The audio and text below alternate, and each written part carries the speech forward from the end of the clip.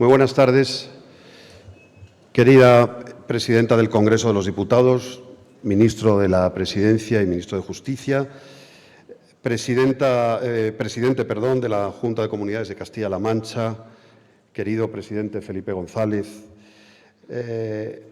miembros del patronato de la Fundación Felipe González, que están casi todos por aquí, delegados del Gobierno, delegada de la Generalitat en Madrid, presidenta del Tribunal de Cuentas, exministros, secretarios de Estado, embajadores, autoridades, amigos y amigas. Es impresionante la cantidad de amigos y amigas de José Enrique que están por aquí y, por supuesto, muy especialmente, en nombre de todos los ateneístas y de todas las ateneístas, querida familia de José Enrique Serrano. Yo no voy a glosar la figura de José Enrique porque para eso están tan ilustrísimos invitados a la casa, esa figura incomparable de la historia de nuestro país, de la historia reciente de nuestro país. Quienes le conocimos, coincidimos, estoy completamente seguro, en ese elogio de un personaje público absolutamente incansable, con una capacidad de negociación, con una capacidad de escucha y de acuerdo muy encomiables, con una discreción y con una inteligencia también admirables. Y yo quiero recordar también esa sonrisa que tenía, ese don, esa gente que tiene, no se sabe muy bien por qué, que hasta en los peores momentos tiene en la cara una suerte de sonrisa. Eso es un regalo de la naturaleza que él utilizaba muy frecuentemente. Y recuerdo también, por supuesto, esa voz ronca, lenta, tranquila, irónica, con la que afrontaba los mayores problemas incluso. De manera que, aparte de eso, dejo el elogio, por supuesto, a nuestros invitados y quiero daros las gracias. Quiero, presidente, darte las gracias por elegir una vez más el Ateneo. Tengo que decirlo, el presidente lo ha escuchado tantas veces que ya se va a cansar de mí, pero yo tengo que decir que estoy especialmente agradecido a los 5 presidentes del Gobierno, porque los 5 son socios del Ateneo de Madrid. Eso para mí es una señal muy de agradecer y debo decir que el presidente González fue de los primeros.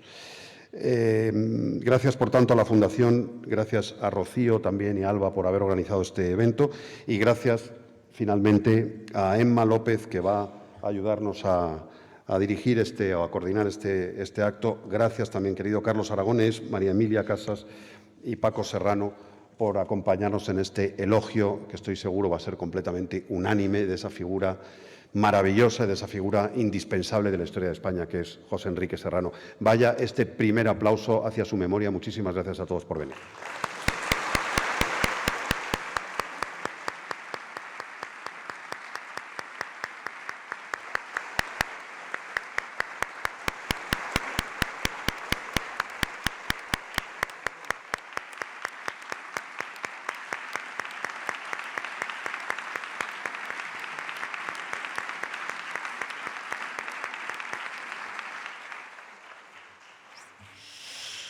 Bueno, muchas gracias. Muy buenas tardes. Hay actos difíciles, hay actos muy difíciles y luego está abrir el homenaje a José Enrique Serrano.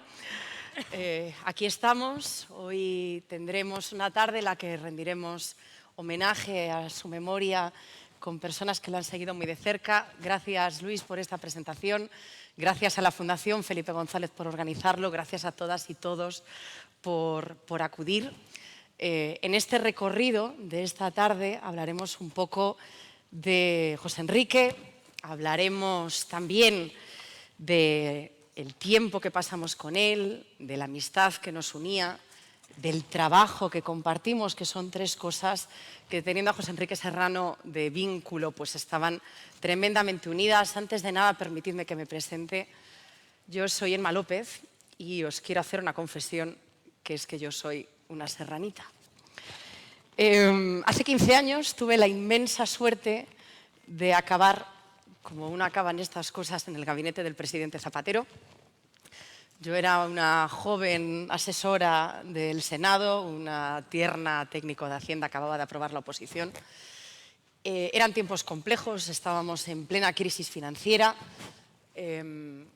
Digamos que todo llevaba a huir de aquel lugar. Yo empezaba mi carrera política. Cualquier cosa aconsejaría salir corriendo en dirección contraria y yo me zambullí en aquella aventura sin ni siquiera coger aire. Y eso pues probablemente me ha dado la experiencia que ha marcado mi vida para siempre, ¿no?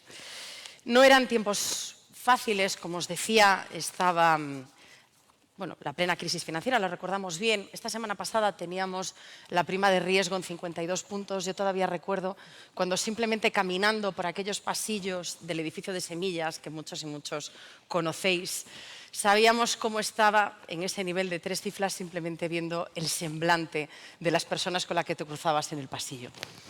Unos pasillos que compartimos con José Enrique Serrano, que siempre hacía esa broma de dónde mejor que en el despacho, calefacción pagada, aire acondicionado pagado, y allí pasábamos nuestros días. Un edificio donde José Enrique supo cuidarnos a todas y a todos por igual y supo ser profundamente querido. Él salía de ese pasillo, de ese despacho, y no distinguía entre secretarias, no distinguía entre ordenanzas, no distinguía entre asesoras. Por eso hoy todas y todos guardamos un recuerdo tan bonito. Esos días que nos quedábamos en el despacho hasta tarde y de vez en cuando teníamos la bendición de que aparecía por la puerta de nuestro despacho José Enrique, se enredaba de esa forma tan especial en el perchero y nos contaba cómo iba la negociación del día. Nos la contaba con esa mirada azul profunda, infinita que tenía, y todas nosotras y todos nosotros nos quedábamos escuchando el gran regalo que era. José Enrique era el hombre tranquilo, era nuestro John Wayne particular. Daba igual que estuviéramos en medio de un debate del Estado de la Nación, daba igual que acabara de perder un documento en el que llevaba trabajando 4 horas y resulta que no lo había grabado. Nunca se alteraba. Y detrás de ese hombre tranquilo se fueron con él los grandes secretos de este país, porque así era él. Fuimos muchos los que le insistimos que tenía que escribir sus memorias. Y él siempre nos respondía lo mismo. Nos decía que lo que podía contar no tenía interés y lo que tenía interés no podía ser contado. Y así fue él, hasta su último aliento, leal, discreto. Daba igual si estaba de acuerdo o si discrepaba, jamás dijo una sola palabra que pudiera dañar a este partido, que pudiera dañar a este proyecto para el que trabajó toda su vida.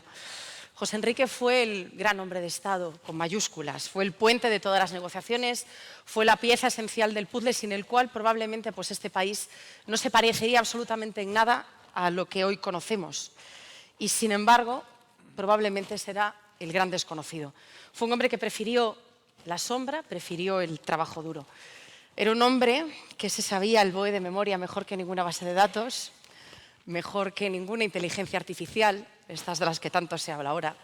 Se sabía la ley, se sabía la norma que modificó y te decía, pese a todo, compruébalo por si acaso, pero nunca se equivocaba.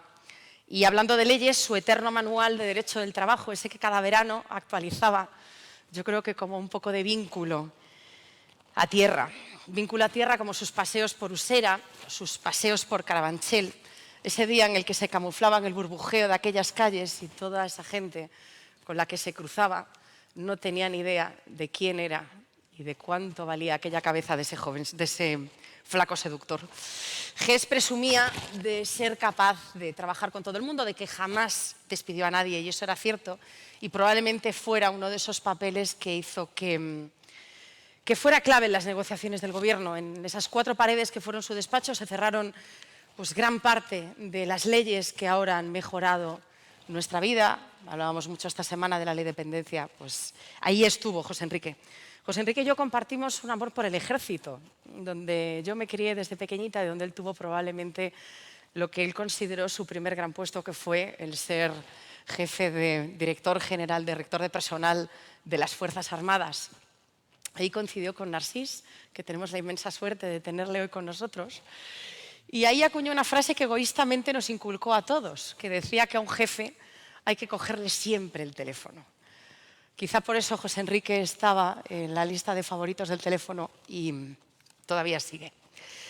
Con el presidente Zapatero y con su ojo atento nació la UME, eso que para algunos fue un capricho faraónico y que hoy en día, el 12 de octubre, es precisamente quien más aplausos acapara y quien más vidas ha salvado. También era un negociador incansable con otros grupos políticos. El diálogo con el Partido Popular, que hace algo tan atípico y maravilloso como que hoy distintas sensibilidades estemos hoy aquí honrando a este hombre de Estado. En su última etapa pública fue diputado y aunque conservó ese carácter discreto que le caracterizó, sí dio alguna entrevista, sí nos dio alguna foto, algo tangible a lo que poder aferrarnos. Y en esa época es verdad que tuvo más horas y compartió todavía más tiempo con otra persona a la que hoy también echamos mucho de menos, que es José de Francisco. ¿Cuánto le debe este país a esos dos Josés? Y qué poco se sabe.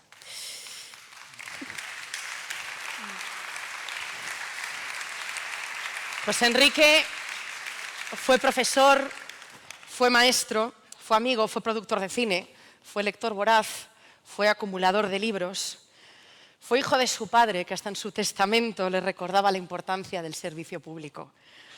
Y eso fue lo que nos inculcó a todos los que tuvimos la inmensísima suerte de crecer a su lado. Ges no tuvo hijos, pero somos muchos los que a día de hoy le sentimos como un padre. Quizá no seamos capaces de ordenar su dichoso archivo, pero somos muchos y muchas los que continuaremos con su legado. Y después de hablar con mucha gente para preparar esta intervención, la conclusión a la que llegábamos era un poco más o menos la misma de todos, que es que qué suerte la nuestra de haberla tenido en nuestras vidas, qué suerte haberlo conocido, qué suerte haberle querido tanto y que esté donde esté. En nombre de todas y de todos, le diré las gracias. Así que muchas gracias.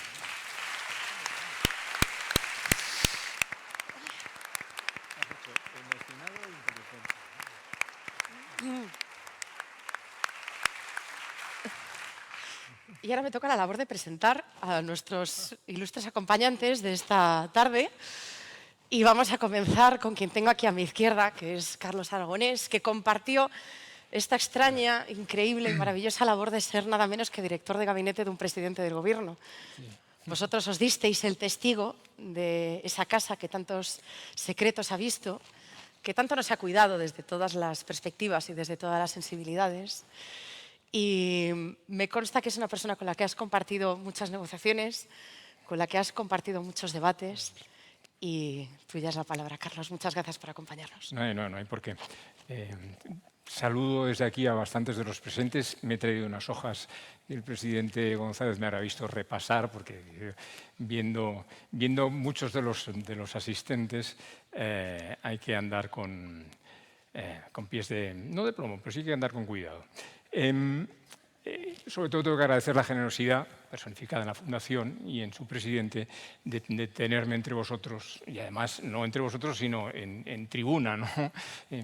Con lo cual me habéis hecho un hueco que os reconozco personalmente con profundo agradecimiento,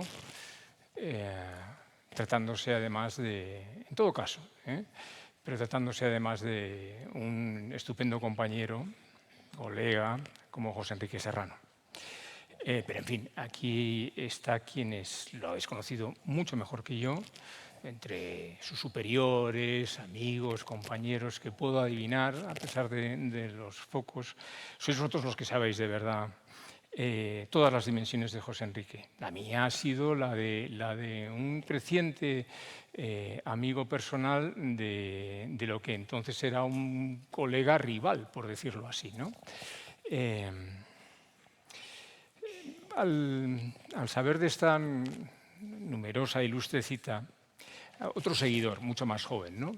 Yo creo que incluso puede ser más joven que tú, Emma, de José Enrique Serrano, me escribía anoche, ¿no? Decía, lo leo, más del PSC, dice, no, estoy en Barcelona. Decía entre malvado y retador, me lo voy a perder.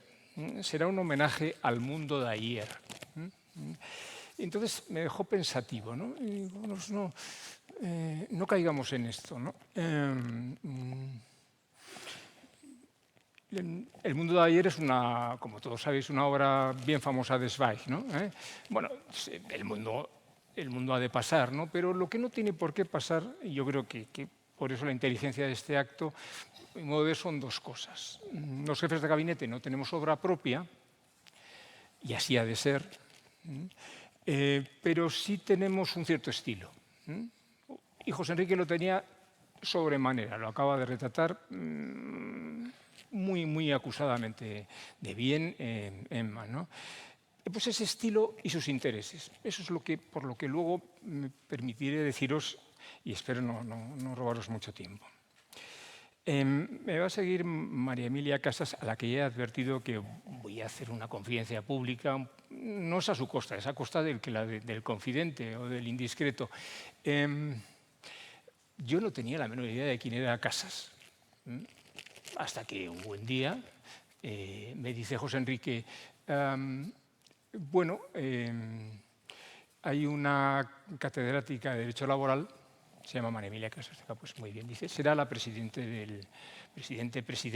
la primera mujer del TC. Entonces yo me quedé completamente escandalizado, no he visto cómo es posible. Le estaba hablando al jefe de gabinete de Aznar y estábamos donde os podéis imaginar en conversaciones previas, ¿no? Entonces no puede ser, ¿no? Lo fue. Esto en el 98 era costoso de creer. ¿Por qué yo no sabía quién era María Emilia Casas?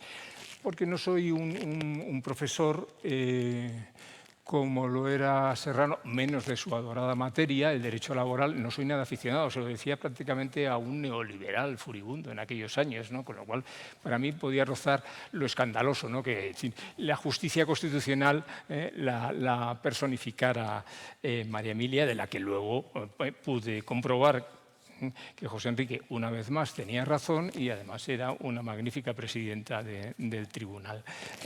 Lo digo porque hay muchas cosas que se quedan ahí y que de vez en cuando conviene decir. No sé si andará por aquí Gertrudis, pero desde luego no me desmentirán en esas conversaciones, ¿no?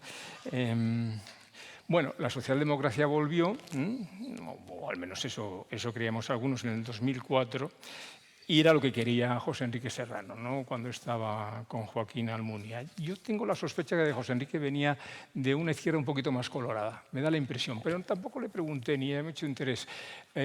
Lo que sí está claro es que le gustaba una cosa, cuando en sus puestos tempranos, ¿no? En el decanato y luego en el rectorado con Francisco Bustelo, ¿no? La Secretaría General. Esto, os confieso, y por alternativa, esto es una cosa de la que yo procuraría evitarme toda mi vida, ¿no? Pues el estar al control de la sala de máquinas, ¿no? Esto es una cosa que le parecía absolutamente necesario y disfrutaba un poco morbosamente con ello, ¿eh? Lo podemos confesar, ¿no? Es verdad. Pero luego son otros sitios, ¿no? Los otros sitios, pues, aquí está Narcís Serra, ¿no?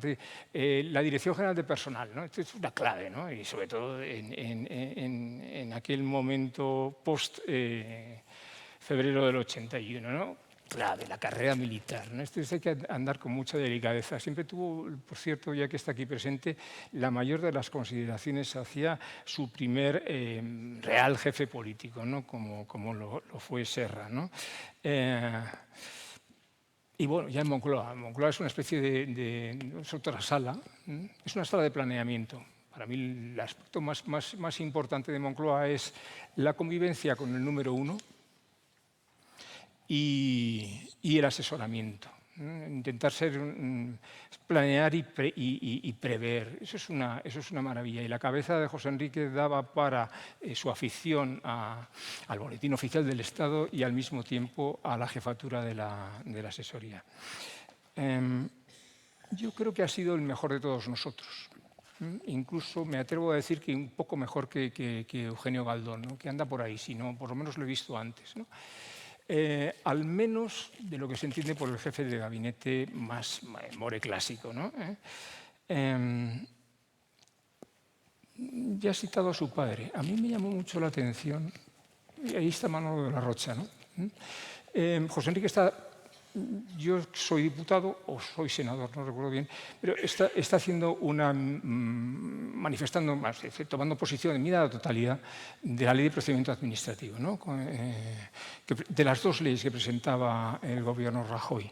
Y termina e invoca entre los profesores administrativos a varios, pues a Olea, a Garrido Falla, que estuvo en el tribunal contigo, y Enrique Serrano. ¿Y este quién es? Era su padre. Entonces, los jefes de gabinete somos de por sí aficionados a la pesquisa, ¿no? A tener información. Me fui. Entonces, dije, joder, pues es un serrano con permiso de su hermano aquí presente, pues es un estilo parecido. El gusto por lo administrativo, la colaboración con el Estado, la perspectiva del jurista, el no hacer las cosas al cargo público. En fin, si me permitís la glosa, los conservadores entendemos mejor la vida y la historia por generaciones más que por conflicto de clases, aunque en las generaciones también hay oposiciones y luchas, ¿no? Y bueno, voy a terminar, ¿no? Porque ya digo, insisto en que los especialistas sois vosotros. Está, por supuesto, que ha de estar Rocío Martínez Sempere, que es en un artículo sobre José Enrique, ya se ha declarado castiza, ¿no? En el noble sentido de la palabra, casta, ¿no? Vi una cosa de Iceta muy bien hecha, espero algo de Enrique Guerrero si es que se me ha escapado, lo he hecho, bueno, y hay un artículo fabuloso el día de su cumpleaños de la bancada del 8, ¿no? Lo cual demuestra, y lo digo en reproche al Partido Socialista de Madrid, que hicisteis muy mal en que no repitieran en las listas, porque no molestaba a nadie, en cambio hacía una labor fabulosa de sujeción de grupo y de la tarea legislativa, ¿no? Me permito otra únicamente confidencia. Habría sido un excelente ministro. De lo que podía haber sido fue por unas horas. Pocos como él con ese sentido, aquí lo hay uno que lo ves, sentido de jurista de Estado. Es una cosa, es una terminología franquista, pero es aprovechable, ¿no? Un jurista con un agudísimo sentido del Estado y de la administración, pero sin merma de su respeto profundo, de su comprensión profunda de lo que es la ley, no el ordenamiento ni las leyes que hacemos ahora, ¿no? Y profundamente convencido de la convivencia civil, ¿no? Solo me queda rogar una cosa a la Fundación y al presidente González, lo puede hacer él. No es un imposible. Que dé lugar, que se publique la ley de los archivos de los expresidentes. Hagámoslo. Es magnífico, es una idea magnífica, es suya. Está hecha la ley, la hizo él, y todas sus gestiones. Un archivo integrado y abierto. Eso sí, me permitís la interpretación, eso sí que es memoria democrática, de la que urge ahora mismo. Lo puede hacer la Fundación y sobre todo lo puede hacer su presidente, el presidente González, ¿no? Hagámoslo, porque si no, además lo hará la derecha, yo aviso, O sea que...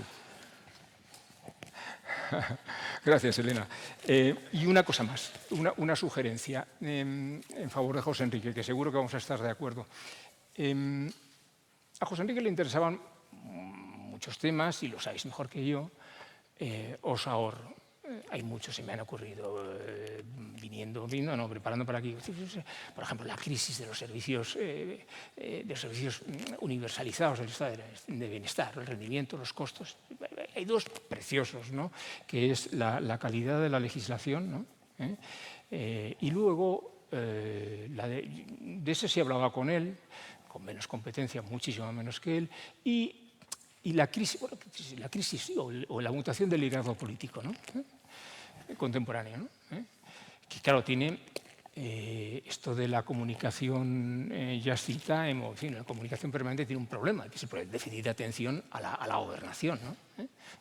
Tú puedes ser jefe político, pero la administración está esperando una dirección y la debe hacer el número uno. No es una cuestión de que el número uno sea el personaje principal de una comedia de situación, ¿no? Bueno, de eso hablábamos.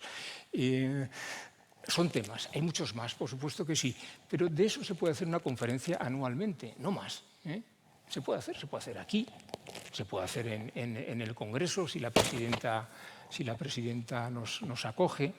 Se puede hacer en la Complutense, otro sitio querido por José. Se puede hacer hasta en Moncloa. Para eso hay un salón de plenos estupendo. Hagámoslo, porque son temas que tanto al viejo neoliberal como a la socialdemocracia le importan y mucho, ¿no?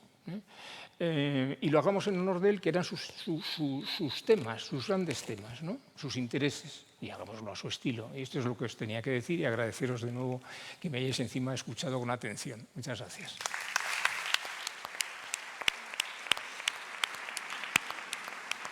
Muchísimas gracias.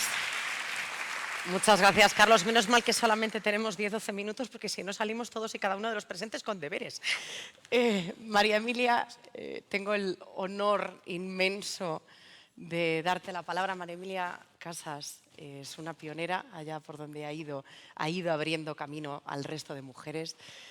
Para todos aquellos que hemos estudiado Derecho, pues siempre ha sido una grandísima referente y, como bien mencionaba, y me ha venido fenomenal para la presentación, hemos tenido ya los antecedentes internos de cómo María Emilia Casas llegó a ser la primera presidenta de nada menos que el Tribunal Constitucional de España.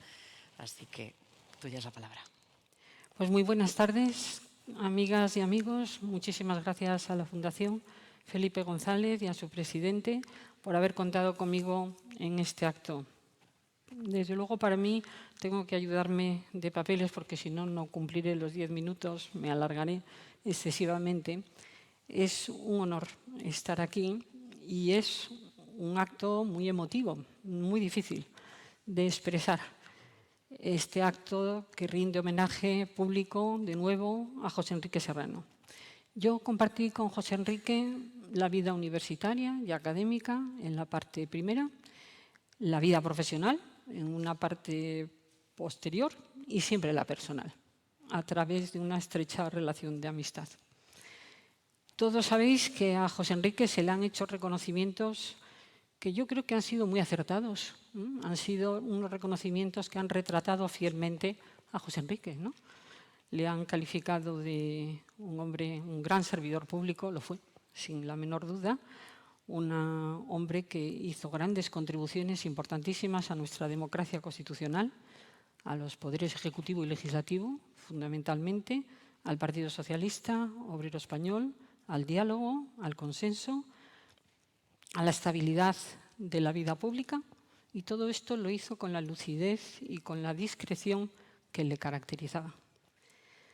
Yo creo que todo lo que he leído, los in memoriam, los obituarios que he leído, han reconocido que ha sido una figura clave de la política española durante más de 3 décadas, que reunió la singularidad en democracia de ser jefe de gabinete de 2 presidentes de gobiernos socialistas en 2 etapas diferentes y que llevó a la política, y esto creo que todos podremos compartirlo, pues su solidez, su elegancia, su prudencia y su respeto.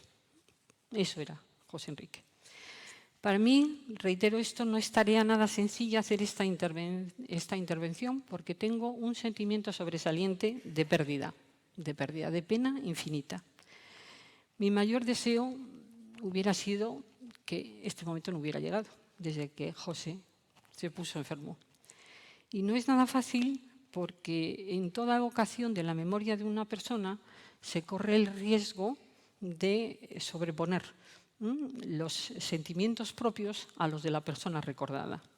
Yo no quisiera que en esta intervención dedicara ni siquiera un minuto a no recordar la memoria de José Enrique. Sería imperdonable cualquier protagonismo por mi parte y no centrar mis palabras en recordar a un amigo irrepetible, inteligente, curioso, prudente y cariñoso. Me parece, aquí se ha aludido a la memoria, pues que la memoria de aquellas personas que nos han querido y a las que hemos querido tanto ha de sobreponerse a su ausencia, a ese sentimiento de ausencia fatal. No cabe ni el silencio ni el olvido, de las maneras que ha dicho Carlos Aragonés, de las maneras que ha dicho Emma y de las maneras que se dirán después. Me parece que ante la fatalidad no tiene nada bueno más que no es un engaño. La fatalidad de la ausencia, solo cabe el recuerdo de José Enrique. Y que el futuro de José Enrique, que lo tiene, en el sentido que voy a señalar, es justamente ese, el que no caiga en el silencio ni en el olvido, sino el futuro de José Enrique es su memoria. Si entendemos por futuro lo que debemos entender, que es una palabra que se usa pródigamente en ambientes presuntamente científicos, pero el futuro es nuestra ausencia. Por tanto, el futuro de José Enrique es ahora y en ese futuro tiene que estar presente.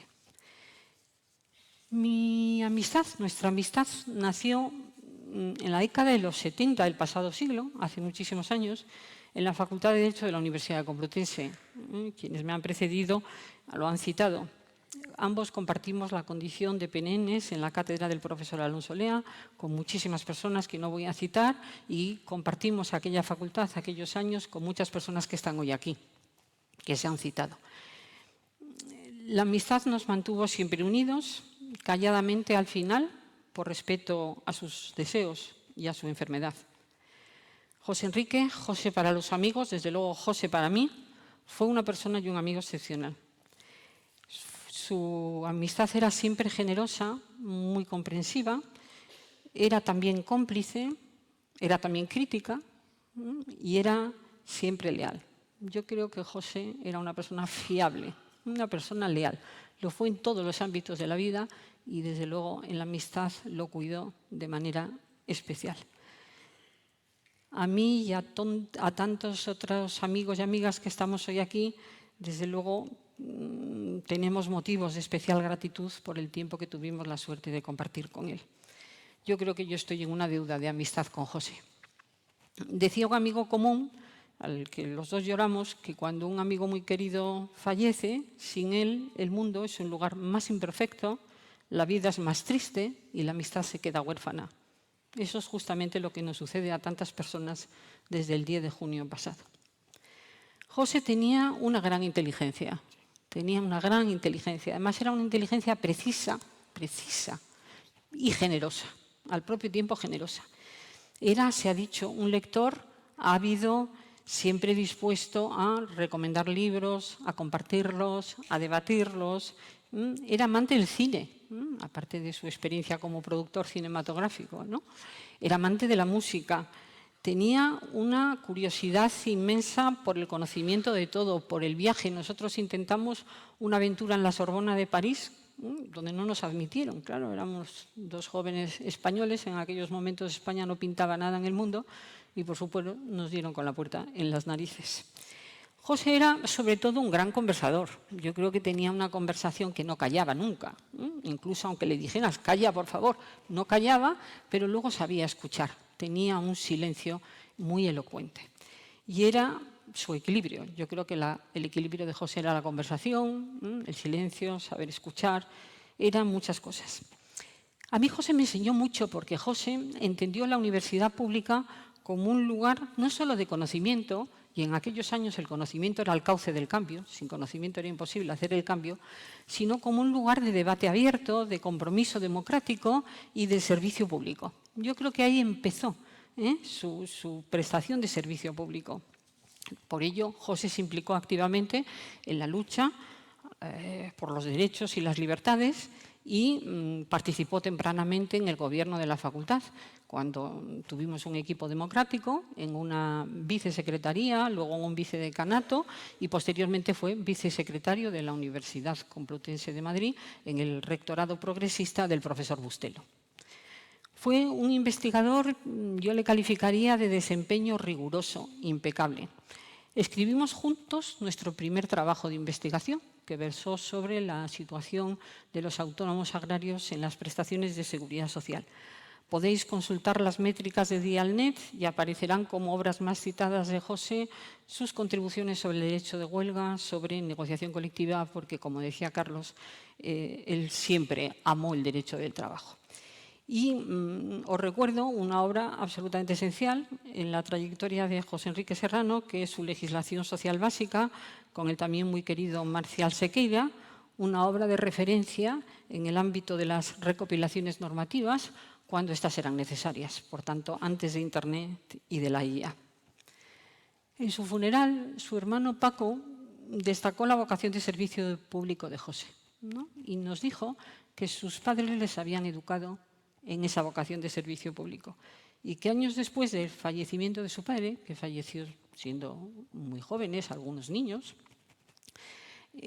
su madre reconoció muy orgullosa que José había cumplido ese deber de servicio, había cumplido la vocación de servicio público. Para mí, lo que dijo Paco en el funeral fue muy revelador, porque puse en orden determinadas piezas que estaban en mi cabeza desde hace mucho tiempo, ¿no? Y la primera fue la primera metedura de pata que yo tuve con José, importante en nuestra relación, que José hacía mis sustituciones en mis bajas de maternidad, porque la facultad no reconocía todavía las bajas, y José fue tan generoso que me hizo las bajas de maternidad. He sabido que en febrero de 2025 le fue concedida la medalla a la promoción de los valores de igualdad. Desde luego la merecía, pero muchísimo antes, porque aquello lo hizo con la generosidad que José tenía. Y en una de esas bajas, como por diciembre del 86, vino a verme a casa y me dijo que qué pensaba yo de que él aceptase la oportunidad que el ministro Serra le brindaba, a través también de Gustavo Suárez Pertierra, ya amigo y profesor en la Facultad de Derecho de la Universidad Complutense, de la Dirección General de Personal del Ministerio de Defensa. Entonces, cuando me dice esto, pues yo le digo, ¿pero qué dices? ¡Qué locura! No, tú tienes que seguir la tesis. Esto es importantísimo lo que estamos haciendo. Tenemos un proyecto democrático universitario. Además, vamos a hacer un modelo de relaciones laborales democrático a partir de la Constitución. Estamos absolutamente embarcados en esto, ¿no? Entonces, claro, me miró, y entonces yo me di cuenta que es que él tenía la decisión tomada muchísimo antes de venir a verme y muchísimo antes de pedirme la opinión. Pero José me lo explicó con una total sencillez, con una gran naturalidad. Y me dijo, mira, el proyecto democrático que compartimos ahora requiere mi presencia al servicio, no de la universidad pública, sino al servicio del Estado. Y fue tan convincente que yo dije, bueno, ¿cómo he podido decir yo esto? Desde luego, inmediatamente retrocedí y lo celebramos porque José siempre sabía entender la posición de la persona con la que dialogaba. Yo creo que José, desde que yo le conocí, tenía unas convicciones sólidas, democráticas, y sus razones no podían más que compartirse. Nuestros caminos nunca se separaron, nunca se separaron. La confianza mutua es esencial en la amistad. Ya ha dicho antes José, era una persona fiable, es que era una persona leal, siempre leal, y leal a todo y a esa amistad. José, te lo cuento, defendió siempre mi candidatura al Tribunal Constitucional, mucho más que yo, fíjate, mucho más que yo. Creía mucho más en mí que yo misma. Entonces me decía, es que, y voy a decirlo como las palabras que él decía, el ejercicio independiente de la jurisdicción constitucional es una tarea ineludible. Y debes pensarlo. El ejercicio independiente de la jurisdicción constitucional, este era José Enrique Serrano, este era así. Y yo estaba sobrecogida ante la tarea y José insistía. Desde luego, cuando fui elegida presidenta, lo celebró. Y si alguna cosa me dijo es, oye, Casas, celébralo. Y me llamaba por teléfono una y otra vez con este mensaje. Bueno, José ejerció unos cargos de una relevancia absoluta, ¿no? Hasta 2019. Volvió, un paréntesis, a la universidad. Yo creo personalmente que José nunca abandonó la universidad y nunca abandonó la política, hasta el último momento. Yo las conversaciones que tuve en los últimos años pues eran conversaciones en las que siempre estaba presente sus preocupaciones. Nunca abandonó el derecho. Nunca abandonó el derecho como elemento central de su vida y nunca abandonó el derecho del trabajo. Siempre participó en la génesis de las normas laborales y estuvo atento a su estudio. Pero el derecho como instrumento de ordenación rigió su vida de una manera absoluta, ¿no? Era una delicia hablar con él por teléfono en el estado de alarma y que hiciera una descripción de las normas, de las numerosísimas normas que en el estado de alarma se aprobaban, ¿no? Y decía, oye, ¿qué te parece lo que dice el artículo tal? Y yo decía, pues tal, pues yo lo veo de otra manera. Es decir, que era un hombre que seguía, ¿no? Y un hombre con una preocupación continua por los grandes temas, la transparencia, la modernidad, el Estado, la evolución del Estado social, la evolución del Estado de Derecho, cómo estaban los poderes, la evolución del Estado territorial, desde el punto de vista territorial. Tuvo unos cargos muy relevantes hasta 2019, pero a mí me parece que la relevancia no solo estuvo en el cargo, sino estuvo en el modo de ejercer el cargo, en las formas de José de ejercer esos cargos. otros los hubieran ejercido de otras formas, estoy segura. Y su último cargo que disfrutó fue la vicepresidencia de la Fundación Felipe González. Bueno, no fue persona de focos ni de titulares, fue siempre prudente, fue discreto, todo esto creo que lo sabéis. Y tengo que decir una cosa, siempre estuvo tocado con la fortuna del acierto. Me parece que sus decisiones siempre fueron acertadas. En todo lo que hizo, acertó, pero es que lo trabajó mucho para acertar. Es que el acierto no es una fortuna, es que el acierto sin tesón detrás no hay acierto. Y José siempre trabajó mucho. Creo, sinceramente, que su mayor aportación a la política fue su persona, su modo de ser, su solidez, sus convicciones, su lealtad, su ética profesional. Pero desde luego, si su lealtad institucional y su modo de ser fue decisivo para la política, me parece que es decisivo para la amistad. Si José practicó la ética en política, practicó la ética en la amistad. Muchas gracias.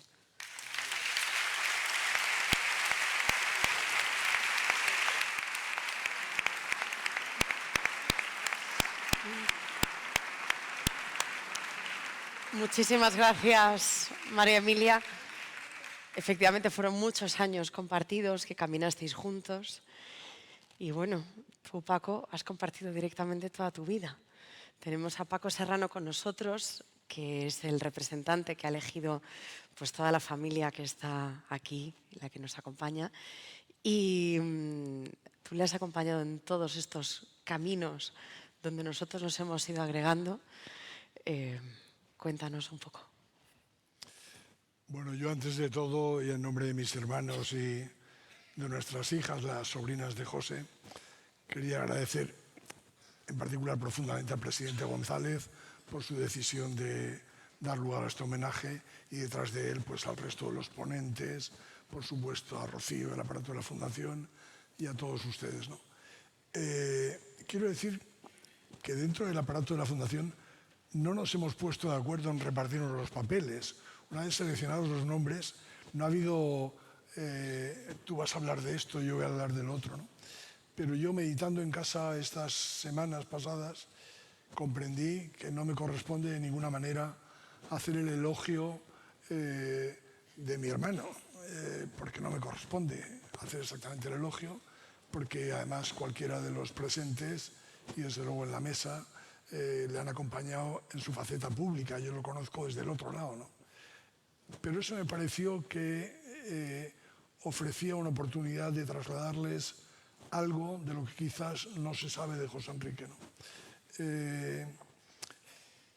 Yo, de hecho, en el funeral, y voy a repetir, quizás pido disculpas porque voy a repetir algunas de las cosas que ya comenté en el funeral de mi hermano, y pido disculpas también porque ya me voy a incluir en el relato de vez en cuando, incluso a la familia, pero es solo por dar contexto, no por otro motivo, ¿no?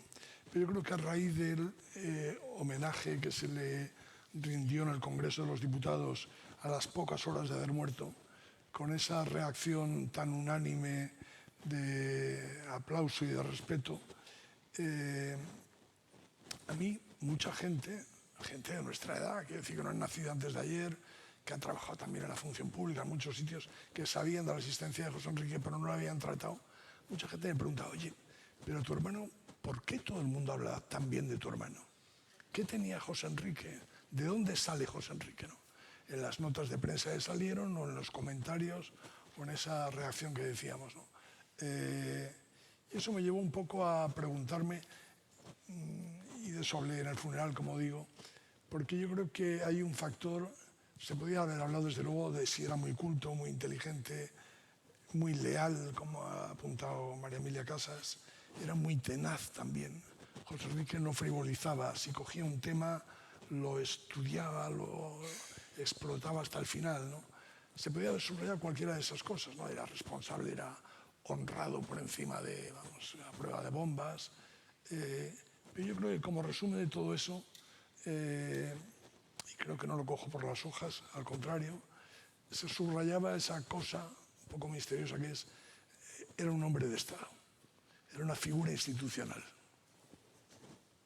Yo te recordé eso lo recordé en el propio mes de junio. Una escena que paso a repetir ahora y que si muchos de ustedes estuvieron presentes en el funeral, pues me lo habrán oído ya y lo lamento, ¿no? José efectivamente le gustaba el cine y tenía una anécdota que repetía, no sin cierta coquetería, porque una vez estaba en casa de un alto cargo de los gobiernos de Zapatero, alguien procedente del mundo sindical, y había periodistas, y uno le dijo precisamente, como decía Emma antes, no, es que tú eres, como la película de John Ford, el hombre tranquilo.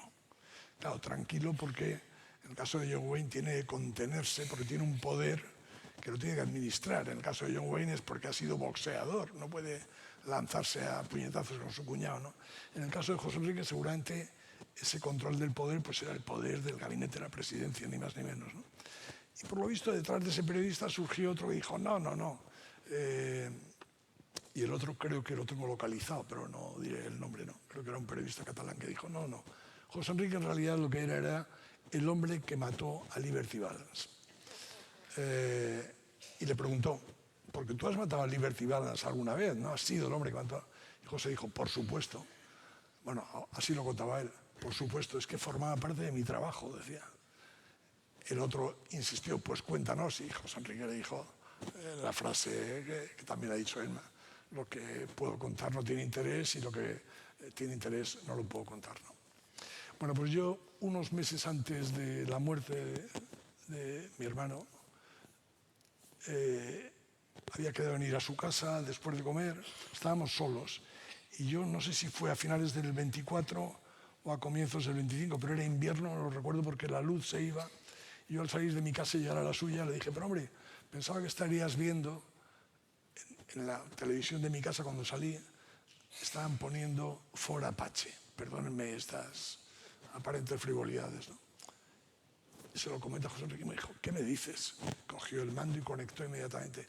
Tengo que decir que José Enrique casi hasta el final leía, poco, le costaba concentrarse, pero leía. Veía más la televisión, claro. Nos pasa a todos de alguna manera, ¿no? Y bueno, enchufó la televisión y eran los últimos minutos, 1 o 2 minutos de For Apache. No viene a cuento, For Apache, Henry Fonda ha muerto, un coronel elitista y no sé qué ha muerto, la ha sustituido John Wayne, están hablando con un grupo de periodistas que, porque una desastrosa aventura han muerto muchos soldados, Wayne dice, no mueren porque viene la memoria del regimiento. Salen y la hija del coronel elitista y el hijo de un sargento chusquero, de estos que salen en todas las pelis de John Ford, se han casado y tienen un bebé. Esa es la escena final de la película. La pueden ver esta noche cualquiera. Y al ver el bebé, John Wayne dice, y este es el mejor soldado de nuestro regimiento, porque por él pasan el coronel y los oficiales y la academia, pero también pasa el soldado de a pie, no sé qué. Y de repente, a solas, y claro, no me lo decía a mí, yo creo que se lo decía, esto es literalmente como lo voy a contar. José Enrique dice, pues naturalmente, porque al final lo que queda son las instituciones. Porque lo último que queda son las instituciones. Bueno, la pregunta es, ¿por qué? Vamos, la pregunta que propongo esta tarde entre todos, ¿no? ¿Por qué esa inclinación, esa prevalencia, por encima de todo que le da José, al comportamiento institucional, ¿no? Y espero, doy un paso atrás. Yo recuerdo cuando José lo llamó el ministro, entonces ministro de Defensa, Narcís Serra, para dar la defensa, yo era director general con el ministro Solana Madariaga, que nos acompaña esta tarde también, ¿no? Y una personalidad del partido me preguntó, oye, pero es que tu madre era muy de izquierdas, es que tu familia era muy de izquierdas. Por tanto, esta reflexión que propongo esta tarde la inicié hace casi 40 años, estoy hablando de mediados de los 80, ¿no? Le dije, no, de ninguna manera, de ninguna manera. Bueno, yo creo que el origen de lo institucional, voy a dar 3 explicaciones que espero que les interese, ¿no? La primera, aunque parezca una extravagancia, la primera explicación es la guerra civil. La guerra civil. Mi familia era muy Mi abuelo había sido alcalde de Murcia con la dictadura de Primo de Rivera. La otra parte de la familia era muy modesta, no tenían estudios universitarios, eran pequeños comerciantes de Ellín, de la provincia de Albacete, ¿no? Pero los dos padecieron de esta familia de Albacete. Uno de los tíos acabó exilado en Orán, ni más ni menos, ¿no? Estaba relacionado con el partido de Azaña. En cambio, mi abuelo, que se llamaba Paco, mi abuelo, no un antepasado remoto, mi abuelo, el padre de mi madre, fue fusilado en fecha tan temprana como el 5 de agosto en un pequeño pueblecito de Cuenca, donde José proponía ir con el presidente González. Voy a contar una mínima confidencia. Cuando el presidente apareció la primera vez a ver a José Enrique en el hospital, soy testigo, que al entrar le dijo, bueno, pero esto no lo habrás hecho para no llevarme a conocer tu pueblo, ¿no? Se lo dijo así, ¿no? Bueno, la familia estaba de vacaciones porque él se había casado con una mujer de ese pequeño pueblecito. Él estaba en Madrid, se acercó y en fecha tan temprana como el 5 de agosto fue fusilado con otras 7 personas. A cabo de unos meses hubo un nuevo fusilamiento por parte de milicianos de la República, más luego la correspondiente represalia en un pueblo de 400 habitantes fueron fusilados del orden de 20 personas. En mi casa, bueno, eso ha ocurrido esa doble afectación ha ocurrido en la mayoría de las familias españolas, ¿no? Y también creo yo que en la mayoría de las familias españolas, desde luego en la mía, no se hablaba mucho de todo eso, ¿eh? Y eso que mi madre estaba presente cuando fueron a buscar a su padre y tal, ¿no? No se hablaba mucho, pero estaba en el ambiente. O sea, mis padres nos educaron en que había habido un horror que había mordido a la familia y que eso había que encontrarle una institucionalización, unas reglas del juego, algo para que no volviese a repetir. Yo llego a pensar, porque mi madre volvió a ese pueblo tan pequeño y tampoco tenía ni grandes propiedades, ni mi abuelo era terrateniente, ni nada parecido, ¿no? La explicación de esas ejecuciones fue: Cuenca es una provincia gigantesca, perdonen el excurso, muy poco poblada, pero donde perdió el golpe de Estado y rápidamente el poder en la capital lo ganó la CNT. Entonces, desde Madrid se enviaron la columna de Cipriano Mera, que según avanzaban hacia la capital, fueron aniquilando, practicando la revolución, según quien quiera, ¿no? Pues es un pueblo donde no hay, ni había, ni hay, o sea, se llevaron al cura por delante, al pequeño propietario, etcétera, etcétera, ¿no? Y a mi abuelo que pasaba por allí, ¿no? Eso es lo que explica, por cierto, que en Tarancón, muy cerca de donde tenemos nuestro pueblo, se intentase frenar la salida del gobierno republicano hacia Valencia. Milicias de la CNT intentaron en Tarancón impedir el paso de la comitiva. Lo digo porque, bueno, han sido años de ir casando piezas, como decía antes no sé quién, ¿no? Yo creo que ese es el primer factor, la guerra civil y una educación que nos dieron de lo que sea, pero esto no puede volver a ocurrir, ¿no? Este horror tan feroz, además, no puede volver a ocurrir, ¿no? El segundo factor, de índole más personal, pero creo que inequívoco, ¿eh? En mi casa también se ha dicho, alguien lo ha comentado, no sé si María Emilia, en mi casa de mis padres había miles de libros. Mis hermanos y yo mismo, y José Enrique, desde luego, tenemos miles de libros, ¿no? Llevamos 200 años en la modestísima casa de ese pueblo del que he hablado. Llegamos a encontrar entre los trastos, cuando éramos pequeños y tal, algún libro de Quevedo, de Torres Villarroel del siglo XVIII, ¿no?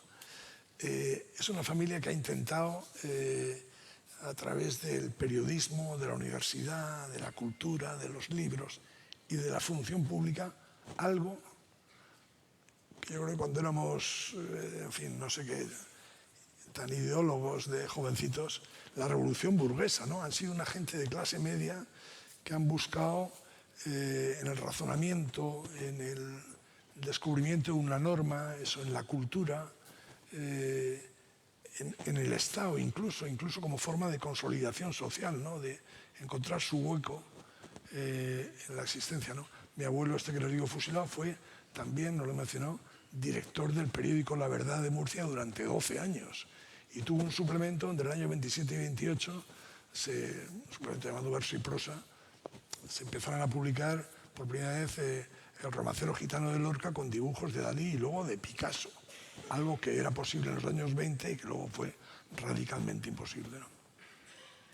Mi padre, como también se ha apuntado, mi padre era de esa generación descoyuntada por las últimas levas en la Guerra Civil, que aparecen en Madrid. Mi padre se trató con Fraga y Ibarne, con López Rodó, con Pío Cabanillas, con Garrido Falla, con García Enterría, con Alonso Lea, gentes que vinieron a Madrid a hacer codos y a sacar oposiciones pensando que así y tal, ¿no? Mi padre efectivamente murió muy joven, con 46 años, y dejó un testamento donde le decía a mi madre que nos educase en la grandeza del servicio público. Esas fueron literalmente sus palabras. Yo estos días, repasando estos apuntes, que afortunadamente no estoy necesitando. Perdón. Que las votaciones del Congreso siguen en marcha. Ya. Les damos permiso, presidente, lo que tú digas. Muchas gracias, Carlos. Termino ya, me quedan 2 minutos. He recordado estos días que mi padre de joven también en su pueblo, que era Hellín, promovió una revista, editó una revista que se llamaba Macanaz. Podía haber sido un cardenal de la curia, no sé qué, pero es que el gran personaje nacido en Hellín fue Macanaz, el ministro de Felipe V, encarcelado durante décadas por la Inquisición por defender las prerrogativas reales. Bueno, tercer y último factor, y ya me callo, pero con ese creo que aterrizamos y conecto con algo que también ha dicho María Emilia Casas. José Enrique entró a la universidad en el año 66. Nos llevamos 2 años de diferencia, él y yo, justos. Entró a la universidad en el año 66. Nuestro padre murió con 46 años de edad en el año 67.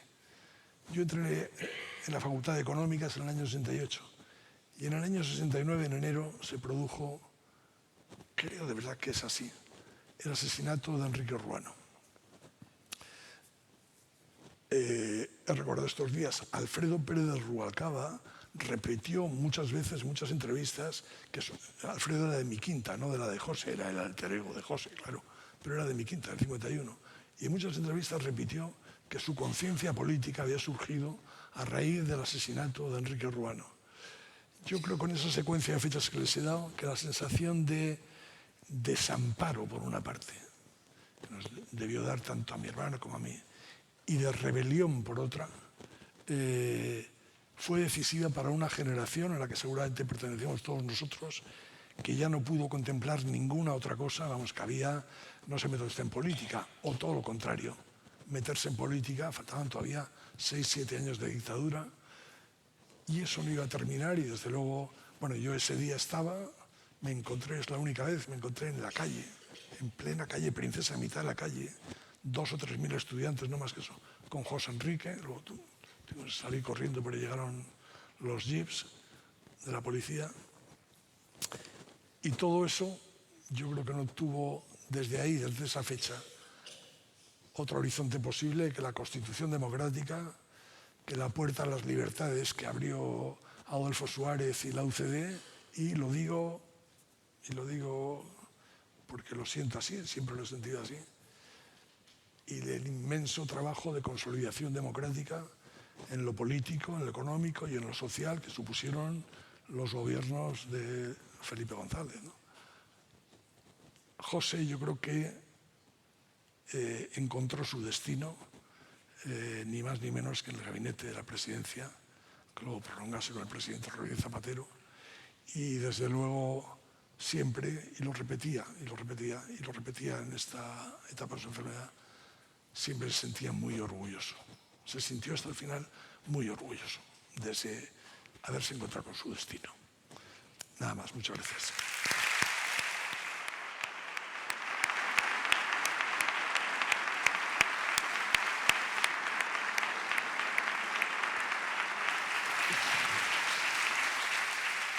Muchísimas gracias, Paco.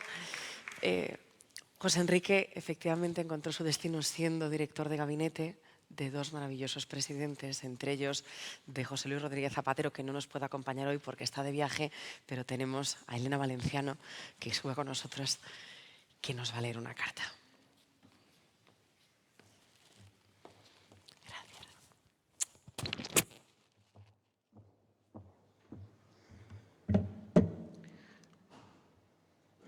Bueno, pues en efecto el presidente Zapatero está fuera del país, pero no quería no estar aquí y lo hace a través de estas palabras. Amigas y amigos, deseo en primer lugar agradecer a la Fundación Felipe González la oportunidad que me brinda de participar en el homenaje a José Enrique con la lectura de estas palabras por mi querida Elena Valenciano. Cuando decidí contar con él como jefe de gabinete, tras la victoria en las elecciones generales de 2004, no tenía todavía una relación personal con José Enrique. Pertenecíamos a generaciones distintas y no nos habíamos tratado mucho. Le ofrecí el puesto atendiendo a sus muy acreditadas credenciales, a su trayectoria en nuestros gobiernos anteriores y a su experiencia también al frente del gabinete de la Secretaría General del Partido Socialista. Y desde luego acerté en la elección. Llegamos juntos a Moncloa un día de abril de ese año y de allí nos fuimos juntos antes de las Navidades de 2011 al concluir la tarea. Si la política democrática se sustancia, como no puede ser de otro modo, a través de procedimientos, con arreglo a normas y articulada en torno a instituciones, nadie las conocía mejor que José Enrique. Ello le confería una gran autoridad para coordinar la actividad ministerial y para preparar y encauzar la iniciativa legislativa del Gobierno, algo que en particular le encomendé y debo agradecerle. José Enrique Serrano fue hombre de Gobierno, pero también de partido. Como tal, sirvió a todos los secretarios generales del PSOE en la etapa democrática, cada uno con sus distintos acentos y circunstancias, pero por un mismo camino, entiendo yo, de progreso y lucha por la igualdad, característicos del proyecto socialdemócrata. Un proyecto político, unas ideas que José Enrique siempre abrazó y que daban sentido al esfuerzo permanente por impulsarlas bien, por formalizarlas bien, por saber convertirlas en reglas y en derechos, el esfuerzo al que él dedicó toda su vida. Queda para siempre en mi recuerdo y en mi deber de gratitud su discreción, su lealtad y su dedicación absoluta, incondicionada. Nuestro sentimiento de pérdida por su desaparición se agrava ante el probable riesgo de que una personalidad tan singular como la suya no se repita en la democracia española.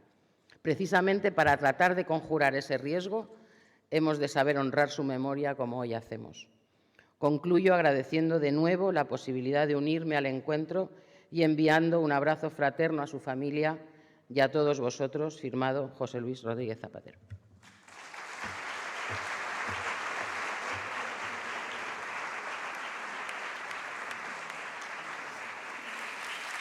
Muchas gracias, Elena, por traernos la voz del presidente Zapatero y de presidente a presidente. Presidente González, creo que no hace falta que lo presentemos. De tu mano han venido la gran modernización de este país y ahí contaste con un leal escudero que fue José Enrique. Tuya es la palabra. Bueno, muchas gracias. Saludos a la familia y a todos los presentes. Creo que tienen que ir a votar algunos, así que vamos a intentar ser breves. Se han dicho muchas cosas, casi todas las cosas que había que decir de José Enrique. Yo les voy a decir algunas nuevas, diferentes. José Enrique no sabía decir que no. Por tanto, todo el mundo abusaba de él. Porque cada vez que le ofrecían un compromiso... Yo he tenido una relación muy extensa y muy intensa con José Enrique, no solo de jefe de gabinete, pero él no sabía decir que no. Bueno, ¿quería ser diputado? En aquel momento más bien creo que no. Pero ¿cómo iba a decir que no? Por tanto, él no sabía decir que no cada vez que le ofrecían o le pedían, más que le ofrecían, algún tipo de actuación, actividad o dedicación. José Enrique podía haber sido ministro, sí, pero hacía mucho mejor a los ministros a los que servía. Por tanto, no sé, y a los presidentes a los que servía. ¿Por qué los hacía mejor? Pero José Enrique tenía esto que ahora empieza a aparecer de nuevo a nivel mundial, no me estoy refiriendo al pequeño cortijo en el que vivimos, ¿no? El patriotismo constitucional. Empieza a surgir de nuevo esa idea, como un anclaje de los valores democráticos, de los valores del pluralismo, del respeto a los derechos humanos, del respeto al Estado de Derecho, a la norma, ¿no? Él tenía ese patriotismo constitucional. Era un gran servidor público, era un hombre de Estado. Algo más y algo menos que un hombre de Estado, porque hacía más grande a los hombres de Estado a los que servía cuando, de verdad, limitaba algunos de los errores, o muchos de los errores, que estábamos siempre dispuestos a cometer. ¿Estaba casado con el Boletín Oficial del Estado? Sí. Les contaré algunas cosas, porque la última etapa de su vida, digamos, la sufrimos por su enfermedad y la disfrutamos por estar en la Fundación. Fue vicepresidente hasta el último minuto. Él tenía 1.400 folios perfectamente ordenados y redactados de la cantidad de normas que se habían infringido durante el estado de alarma de la pandemia. Algunos pensarán, ¿a nivel del gobierno central? No, de todos los gobiernos. Era verdaderamente espectacular, porque ¿cómo 1.400 folios? Sí, es que aprovechando que había una situación excepcional, pues alguien presentaba una propuesta, todos los parlamentos cerrados, inactivos, no sé cuánto, no sé qué, y de paso, que aprovechaban esa norma, cambiaban un montón de normas que no tenían nada que ver con la pandemia. Yo recuerdo del pobre, que se nos acaba de morir también en Extremadura, cuando le dije que sí, tienes que revisar toda la legislación del tiempo de la pandemia para saber si la parte de la legislación que se hizo al hilo de la pandemia o aprovechando la excepcionalidad de la pandemia tiene que seguir consolidándose o no. Hacer una revisión ordenada de eso. Pero eso definía la personalidad de José Enrique, sí. Pero era un servidor del Estado, sí, claro. Y era un servidor de la norma, un servidor del Estado de Derecho, un servidor de la Constitución. El inmenso servicio es que trabajara con quien trabajara, era muy importante que no te dejara meter la pata, que era bastante frecuente. Tienes ideas políticas, las quieres poner en marcha y siempre había alguien que le decía, hay un procedimiento, hay una manera de hacerlo, hay un respeto al Estado de Derecho y hay un respeto a la Constitución. Por tanto, limita los excesos que se salen de esa normatividad, de la institucionalidad, y Enrique en eso era insuperable. Insuperable. Es decir, podría haber sido ministro, claro, de cualquier ministerio, de cualquiera, no de trabajo, hubiera competido conmigo si hubiera sido ministro de Trabajo. Pero lo único que me dediqué, algunas veces recuerdo que fue el primero que planteé un pleito a la empresa Uralita de la época, del asbesto contra el uso del amianto como enfermedad profesional, todavía coleal. Naturalmente lo perdí en 3 meses, ¿no?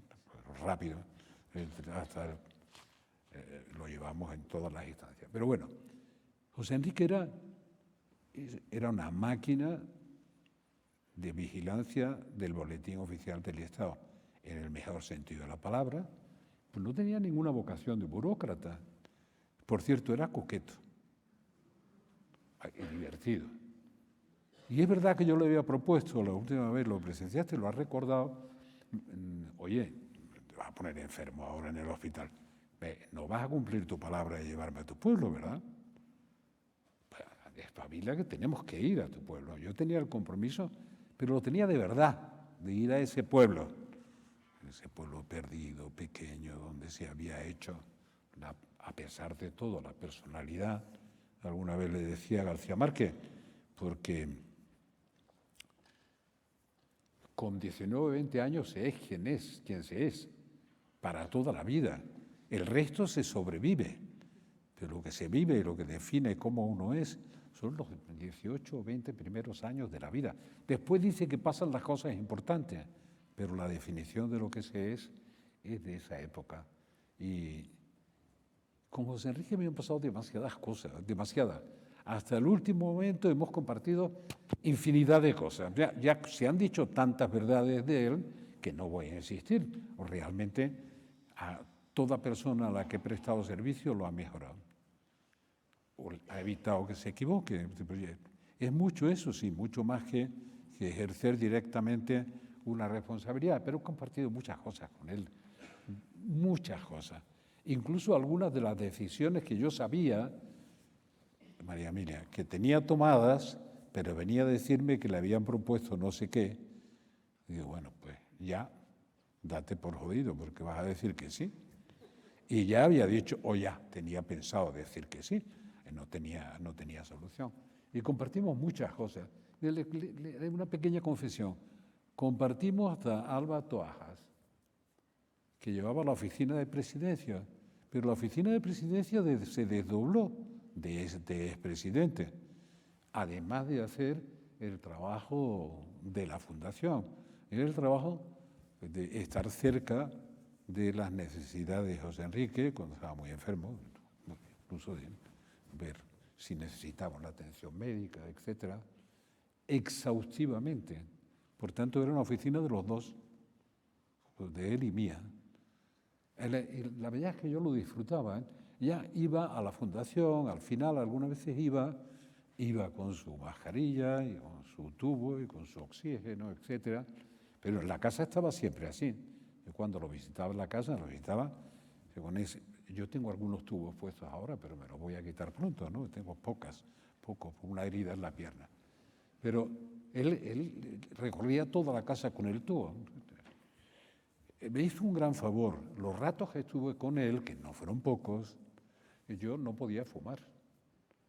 Lo cual era un gran alivio, ¿no? Un descanso en el día de tabaco. Entonces yo no querría hablar de José Enrique en otra dimensión que en esa que le descubrirán eso que el Gabo García Márquez decía que eran las anécdotas que llevan a la categoría. La categoría de José Enrique era que hacía mejor al que era bueno y evitaba que fuera peor el que no era tan bueno, porque limitaba su capacidad de cometer errores. Y lo hacía con elegancia, ¿eh? No se enfadaba nunca. Es decir, esto que pretendes hacer, que es una decisión política, no se puede hacer así. Si quieres hacerlo, tienes que hacerlo de esta otra manera. Por tanto, no te dejo pasar la barrera de no respetar la normatividad, el Estado de Derecho, el respetar la Constitución, las reglas de juego, hay que mantenerlas por encima de todo.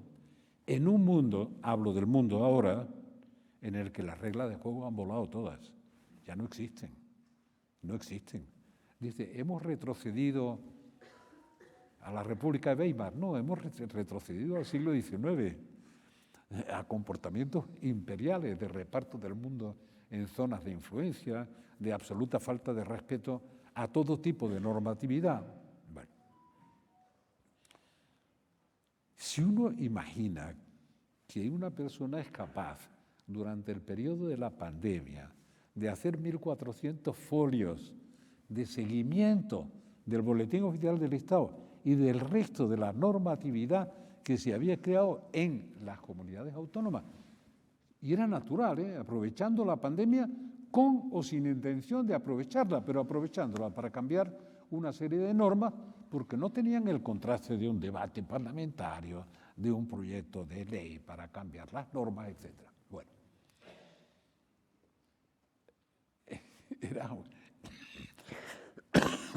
era un tipo bastante excepcional e irrepetible. Dejó muchas cosas por hacer, muchas, y muchas planteadas.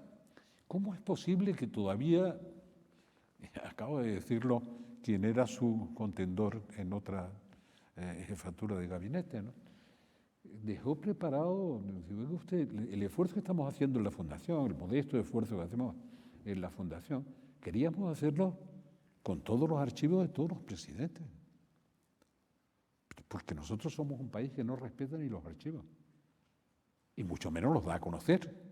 Me han hecho muchas críticas porque doy a conocer cosas que tienen acceso directo del público, y es otra de las obras que se hacen en la Fundación.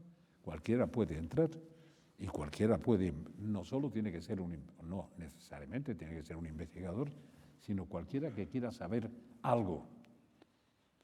Incluso algunos de los que quieren saber cuánto y cómo he cambiado, pues se lleva la sorpresa cuando van a la Fundación, decir, dice lo mismo que decía en los elementos fundamentales, los cambios del mundo no, que decía hace 30 o 40 años, que es raro, ¿no?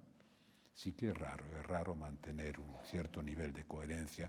A eso te ayudaba José Enrique, poderosamente. Te ayudaba con una suavidad y con una generosidad inusitada. Algunas veces se llama a abusar de las personas ausentes. Es decir, era un personaje irrepetible, digamos que es difícilmente repetible. No digo que sea irrepetible. Y cuando se dice, ¿debería haber sido ministro? Sí, pero probablemente hubiera sido un desperdicio, en el mejor sentido de la palabra, porque ayudaba a los ministros con los que trabajó y ayudaba a los presidentes para los que trabajó. Por tanto, ayudaba a todos. Por tanto, ayudaba en el mejor sentido de la palabra. La mejor ayuda es evitar que cometiéramos errores. Algunos tenían más tendencia a cometer errores que otros. Por tanto, él era en eso un vigilante permanente. Su capacidad de entenderse con los demás era asombrosa, porque no era una capacidad de ceder en aquello en lo que no creía, sino de convencer a los demás de aquello en lo que creía, que eran siempre elementos sustanciales y de convivencia. O sea, que era, digamos que era un patriota constitucional. A él le hubiera sorprendido que lo definiera así ahora, pero le hubiera gustado en este momento que estamos viviendo a nivel mundial que le recordara su patriotismo constitucional. ¿Por qué? Porque no quería ni siquiera imaginar, Paco lo ha definido bien, que volviera a haber dos Españas. Tenía un verdadero sentido de lo que era la transición y de lo que fue el pacto, los pactos de la Moncloa, el pacto constitucional, etc. Verá, en la realidad que vivimos hay, como los icebergs, ¿no? Por debajo de la línea de flotación está el Estado de Derecho, el pluralismo democrático, el respeto a los derechos humanos, la consolidación de la Constitución y del pacto constitucional. Pero esto está por debajo de la línea de flotación, se ve menos. A veces es clamoroso el incumplimiento y se ve más, eso se ve menos.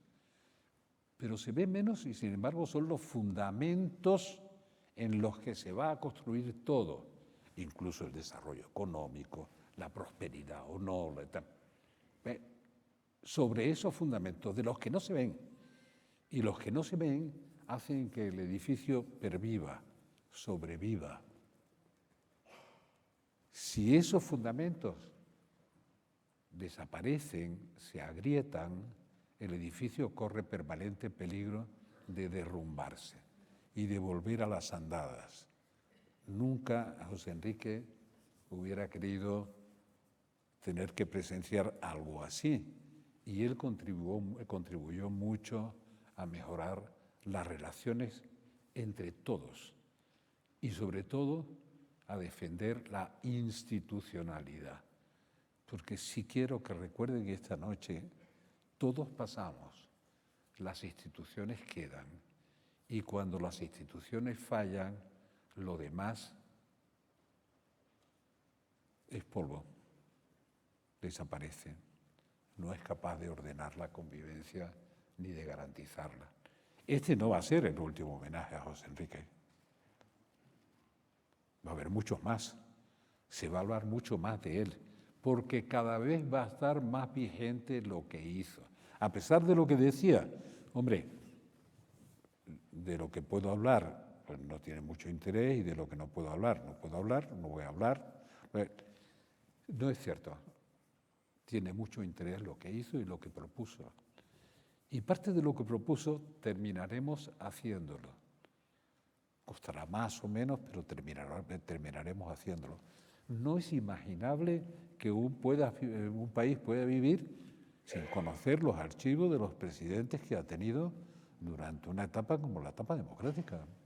Lo lógico es que se vean conjuntamente, que se expongan al público, la gente pueda acceder, que empiecen a limitarse algunas de esas leyes que hacen imposible acceder en España a lo que es fácil acceder en Gran Bretaña o en Alemania, ¿no? Se pueden saber cosas que pasaban aquí, que aquí no se pueden saber por leyes excesivamente limitativas.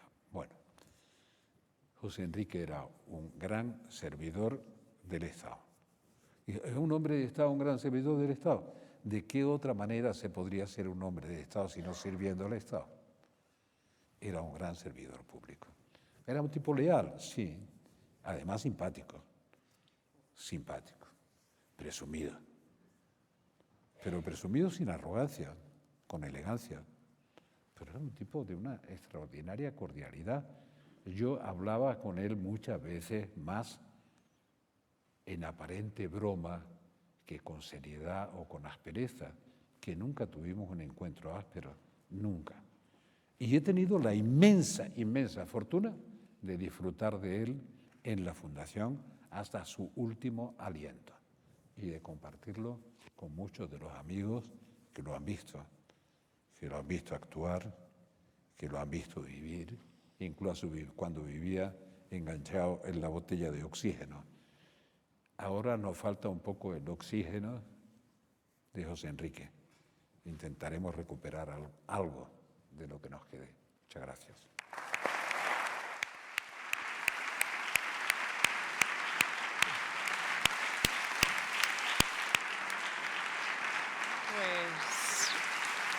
Muchísimas gracias a todos y todas por acompañarnos en esta noche. Es verdad que hoy Madrid está lluvioso y está triste, pero nos queda mucha vida por delante para seguir honrando la memoria de alguien tan grande como José Enrique Serrano.